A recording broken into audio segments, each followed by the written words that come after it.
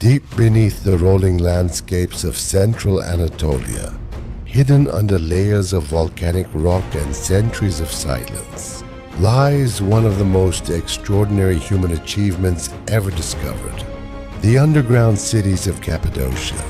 These vast subterranean networks are not just archaeological structures, but entire living environments carved into the earth, built for survival, secrecy, and resilience in times of danger. The region of Cappadocia was shaped millions of years ago by volcanic eruptions that covered the land in thick ash. Over time, this ash hardened into a soft rock known as tuff, which is surprisingly easy to carve yet strong enough to hold complex structures. Ancient communities realized this natural advantage and began shaping the underground world that would later become one of history's most mysterious architectural wonders. Among the most remarkable examples is Derinkuyu underground city. This massive underground settlement is believed to descend as deep as 18 to 20 levels below the surface, although not all levels are open or fully excavated today. At its peak capacity, it could shelter as many as 20,000 to 50,000 people, along with their livestock, food supplies, and essential tools for survival. It was not simply a hiding place. It was a fully functioning city beneath the earth. Inside Derinkuyu, life was carefully organized. The deeper levels were often used for storage and protection, while the upper levels contained living quarters, kitchens, schools, and communal spaces. Ventilation shafts, some reaching more than 50 meters deep, provided fresh air throughout the city, ensuring that even those living far below the surface could breathe comfortably. These air systems were so efficient that they still function today, a testament to the engineering knowledge of its builders.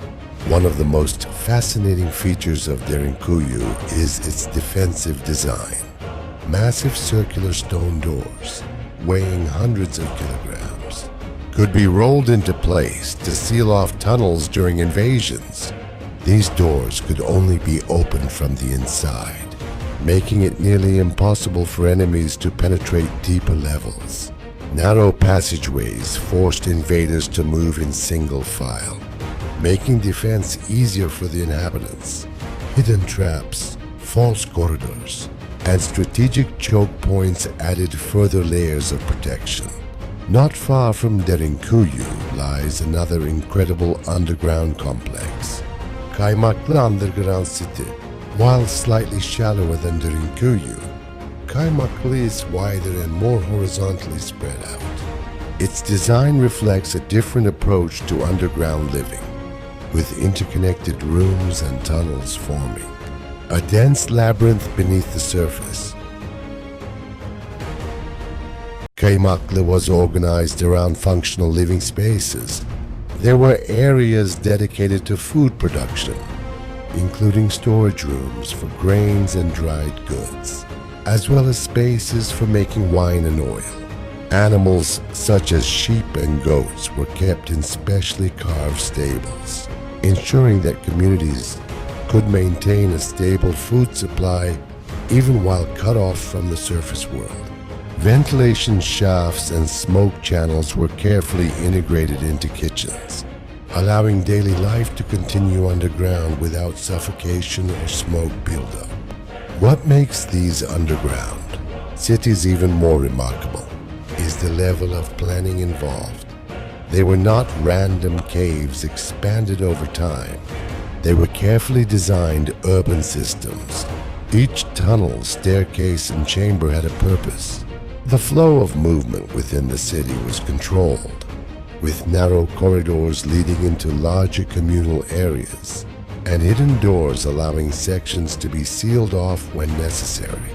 Historians and archaeologists believe that these underground cities were used primarily during periods of invasion and conflict. Throughout history, Anatolia was a crossroads of civilizations and frequently faced raids and wars. Early Christian communities are believed to have used these underground networks as places of refuge during Roman persecution and later invasions. When danger approached, entire communities could disappear underground, surviving for weeks or even months until the surface became safe again.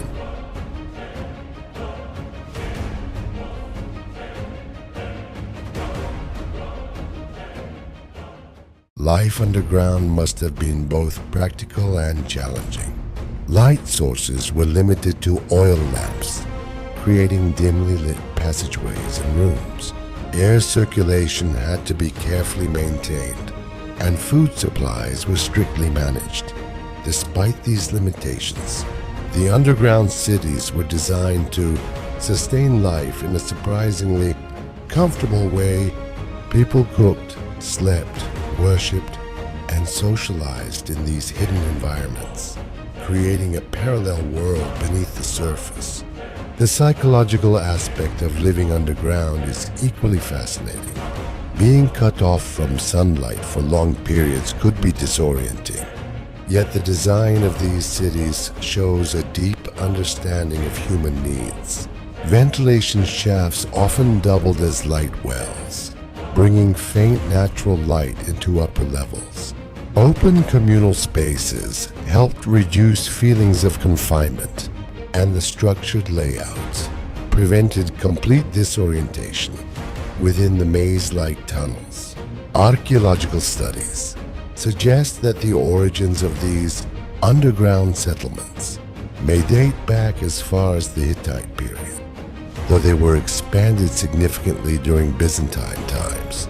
Over centuries, different civilizations added new layers, rooms, and security systems, gradually transforming simple shelters into massive underground cities. Despite extensive research, many mysteries remain unsolved. One of the greatest questions is how such complex structures were carved with the limited tools available at the time. Workers used basic iron and stone tools, yet managed to create perfectly shaped tunnels, ventilation systems, and multi-level architectural designs. The precision involved suggests a highly organized labor system and advanced knowledge of engineering principles. Another mystery lies in the true scale of these cities. Only a portion of Derinkuyu and Cappadocia has been fully excavated and open to the public. Many tunnels remain blocked, unexplored, or even undiscovered.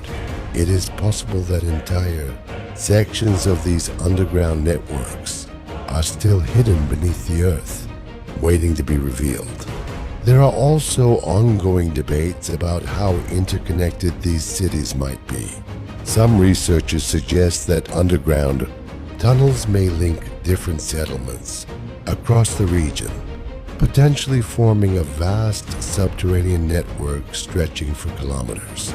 While evidence remains limited, local legends and partial discoveries continue to fuel this theory.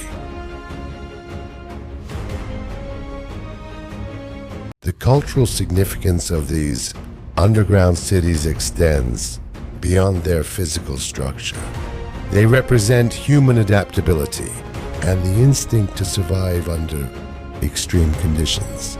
Instead of fleeing danger or surrendering to it, ancient communities chose to reshape the world beneath their feet. They turned stone into shelter, darkness into safety, and isolation into a functioning society. Today, visitors who walk through these underground cities often describe a surreal experience. Narrow stone corridors, low ceilings, and echoing chambers create a sense of stepping outside of time. It is easy to imagine how entire communities once lived here, carrying out their daily routines far below the surface of the earth. The underground cities of Cappadocia are more than archaeological sites. They are living testimonies of human resilience, ingenuity, and mystery.